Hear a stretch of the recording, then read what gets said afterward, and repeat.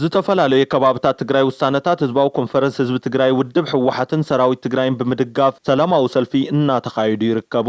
እዞም ኣብ ከተማ መቐለ፣ ከተማ ውቕሮ፣ ከተማ ሽረ፣ ከተማ ዓድዋ፣ ከተማ ዓዲግራትን ሽራሮን ሓዊሱ ኣብ ዝተፈላላዩ ከተማታት ትግራይ ዝተኻየዱ ሰላማዊ ሰልፍታት ተመሳሰልቲ ጭርሖታትን ባነራትን እዮም ተስተውዒሎም። እቶም ሰልፈኛታት ውሳነታት ብሄራዊ ህዝባዊ ኮንፈረንስ ህዝቢ ትግራይ ውድብና ሕወሓትን ሰራዊት ትግራይን ብህጹጽ ይተግበር፣ ግዚያዊ ምምሕዳር ትግራይ ብህጹጽ ይመዓራረ፣ ውዕሊ ፕሪቶርያ ብህጹጽ ይተግበር፣ ኣብ ትሕቲ ጸላእ ዘሎ ህዝብናን ላዕላዊ መሬትናን ብህጹጽ ሓራ ይውጻእ፣ ተመዛበልትናን ዝተሰደዱ ወገናትናን ውሕስነኦም ተሓልዩ ናብ መረበቶም ብህጹጽ ይመለሱ፣ ሕጋዊ ኣፍልጦ ውድብና ብህጹጽ ይመለስ፣ ንናይ ደገ ኢድ ኣታውነት ፍጹም ኣይንቕበልን፣ ሰራዊትናን ምፍራስ ዝግበር ዘሎ ሸርሒ ኣይንቕበልን፣ ምትግባር ስምምዕ ፕሪቶርያ ዋሕስ ሰላም ህዝቢ ትግራይን ዞባ ቀርኒ ኣፍሪካን እዩ ዝብሉን ካልኦትን ጭርሖታትን ተሰሚዖም። እዚ ከምዚ ኢሉ እንከሎ ኣብ ከተማ ውቕሮ ጎና ጎኒ እቲ ህዝባዊ ሰልፊ ነቲ ውሳነ ላዕለዎት ሰራዊት ትግራይ ዝቃወም ጭርሖታት ከስምዑ ምስ ዝፈተኑ ዝተወሰኑ መንእሰያት ብዝተፈጠረ ጎንፂ ኣካላት ጸጥታ ጥይት ብምትኳስ ክብተኑ ገይሮም። እቶም መንእሰያት መሰልና ይከበር፣ መንግስቲ ኣልባ ክንኸውን ኣይነፍቅድን ዝብሉን ካልኦት ጭርሖታትን የስምዑ ነይሮም። ነገር ግን ውስን ቁፅሪ ስለ ዝነበሮም ብቐሊሉ በጸጥታ ኣካላት ክብተኑ ክኢሎም ዝበፅሐ ኣካላዊ መጉዳእትን ሞትን እውን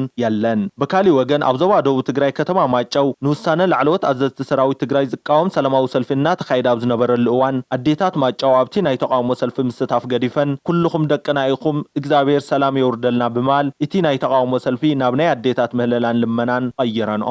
መተሓባበርቲ እቲ ሰልፊ ንክቋረጽ እንተነገርዎን እውን ሰላም ክወርደለን ደቀን ሓደ ክኾኑ ሰላም ትግራይ ክምለስ ናብ ልዑል እግዚኣብሔር ምህለለአን ልመነአንን ኣያቋረጻን። በዚ ኣጋጣሚ ንምፍንጫላት ክልተ ሕወሓት ምድጋፍ ገዲፈን ንእግዚኣብሔር ዝለመና ኣዴታት ማይጨው ዘለና ክብርን ናኣዳን ክንገልጽ ንፈቱ።